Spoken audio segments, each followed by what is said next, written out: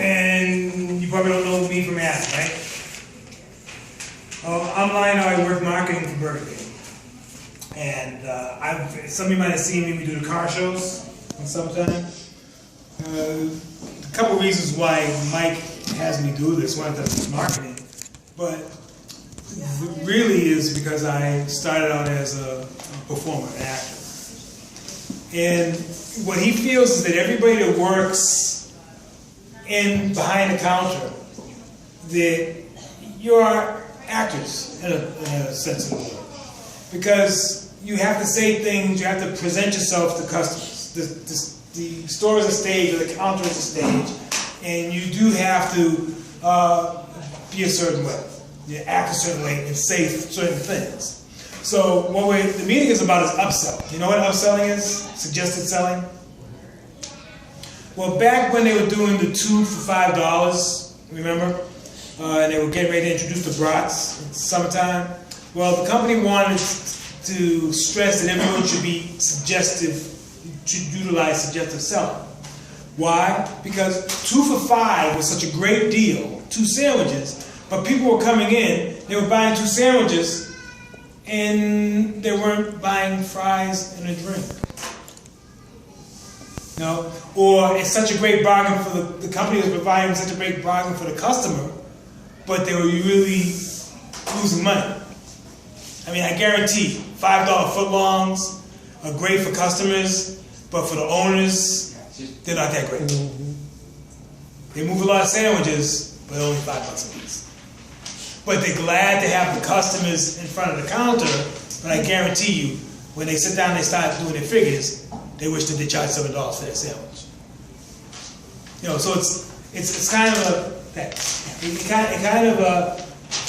kind of 6 of one, half a dozen of the other. You know, either you got the customers at a cheap price, or you got a good price that you need to get for your sandwiches, but you don't have the customers.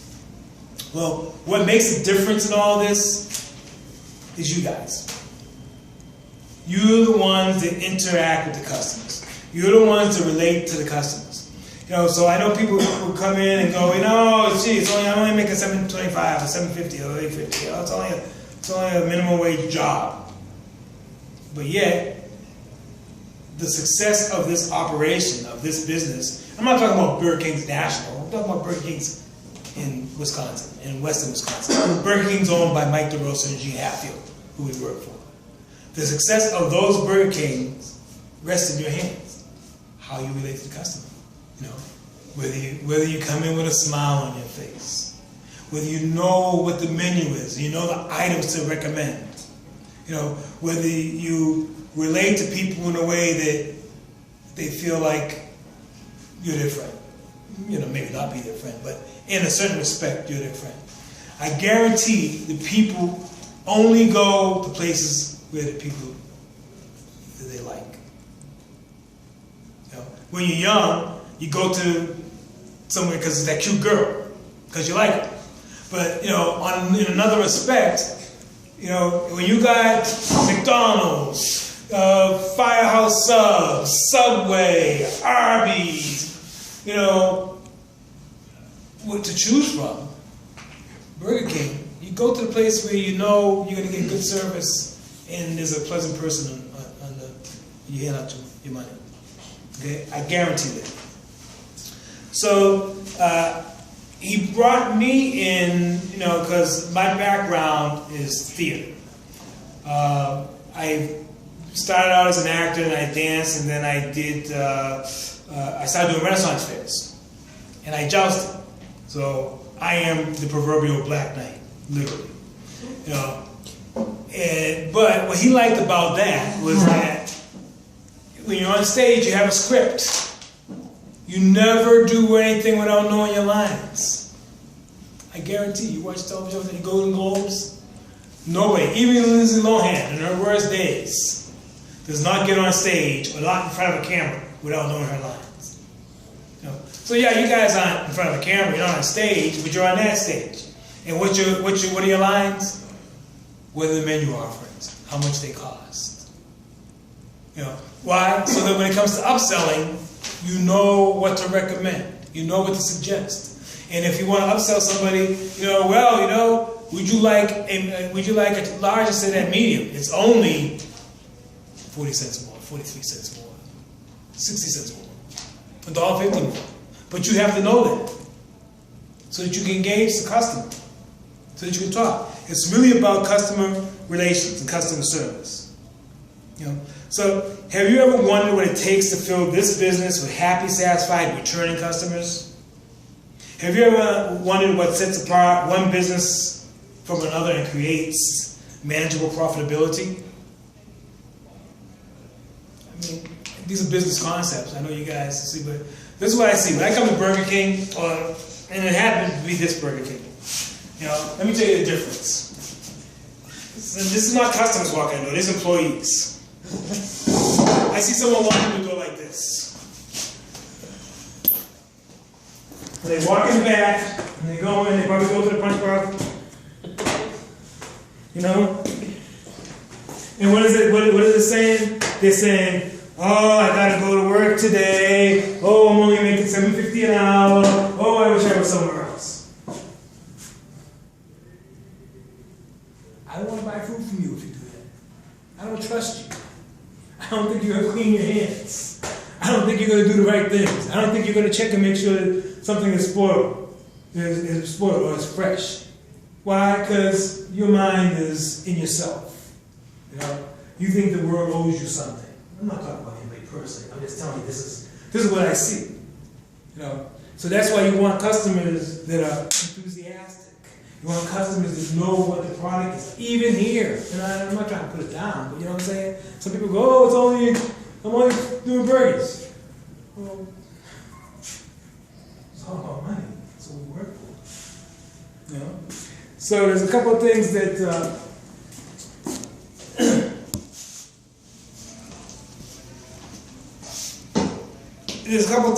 we want to do. Okay. We want to upsell. Why? Because we want to educate the customers about what we have. There's like 70% of the people who come into this place don't know what they want. And me too sometimes. You walk in the door, you don't know what you want, you look at the thing, I'll stand there for a few minutes, I'll look at it, I'll get a Whopper. I always get a Whopper. What's your job in that instance? To recommend something else. In a friendly way. Why? Because I might still get the Whopper, but you know what? Next time I'll get that chicken sandwich. So what happens then? Instead of going to Arby's that day, I might go, I'll go to Burger King. I had a Whopper already, I've been to Burger King once, but you know what? I know I like that chicken sandwich. Or I like whatever. Or I like the onion rings. But they don't know we have onion rings unless you tell them. Even when they see them. Even when they look there and go, onion, it takes sometimes that you would say, hey, have you tried onion rings? Something surefire, right? It's been negative 45, right? Negative 25, it feels like negative 45, right? The high for the day was negative 7. If you're working accountant and you didn't sell hot chocolate like it was burning off the shelves, you're not doing your job. It's a no-brainer. If you didn't offer, if they didn't walk in the door going, well, we got hot chocolate, it's really good, I like it, then what are you here for? You have to be engaged. There's something that's called the fish philosophy. It came out of Seattle. And it was a guy who had a fish market, and he hired this consultant, and the consultant told him, and the consultant wanted to be paid money, to help him with his business. And the guy said, can't afford that kind of money for a consultant. But the consultant actually came up with a plan, and he got all the employees where they were engaging all the customers, and where they were having fun at work. Usually people say, oh, at work, it's not fun. And then people have fun behind the scenes, right? They have fun in the back, and they do stuff, But yet when they go out there, I'm at work. Well, that's not the model we want. We want you to be light and free and have fun while you're working, because sometimes people spend more time at work than they do at home. They spend more time with their co-workers than they do with their own family. So if it's not a pleasure for you, and I'm talking to you guys are young, I'm telling you now, it doesn't matter where you are. It doesn't matter what you're doing. It's how you do it. It's what you put into it. The more you put into it, the more you get out of it. Bottom line, across the board. You know, I don't care what anyone else tells you. This is it. If you're working for, if you can work for $725 and make it seem like you're making $1 million, well then you can make $1 million. If you work for $725 and that's all you're making, and then you don't give a crap and whatever, well, that's where you're going to be. You're never going to make that $1 million.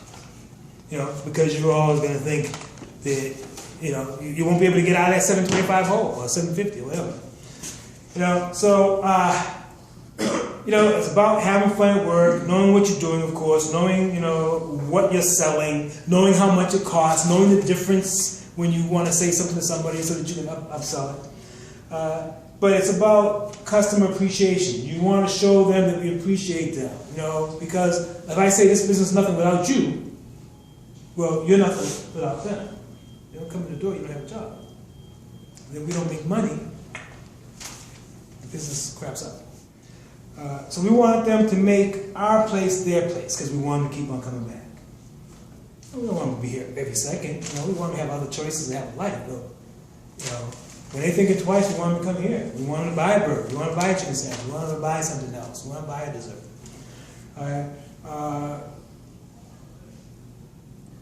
You know, how's it done? Upselling. Okay. Who's been to Quick Trip? We all have, right? To Wisconsin. What can you tell me about when you go to Quick Trip? They're really friendly. Huh? They're really friendly. They're always smiling when you walk in the door. They're always smiling when you walk in the door.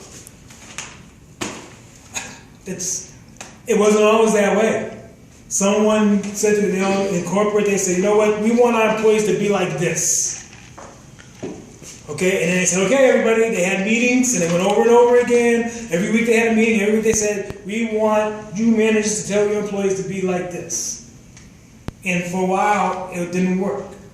Eventually, it works. Now, you go in to Quick Trip, and just like you said, they look you in the eye, they say hi, and when they leave, what do they say? When you leave, what do they say?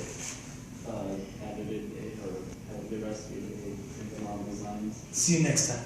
Or see you next time. That's the suggestive self. How the hell do they know we're going to be there next time? How do they know we're not going to go to holiday, right? If that's the suggestion of, see you next time. What do you mean, see you next time? I'm not coming to Quick Trip. But that's the suggestion, they're already telling you that you're going to come back. You know? So, Firehouse Subs. You been to Firehouse Subs?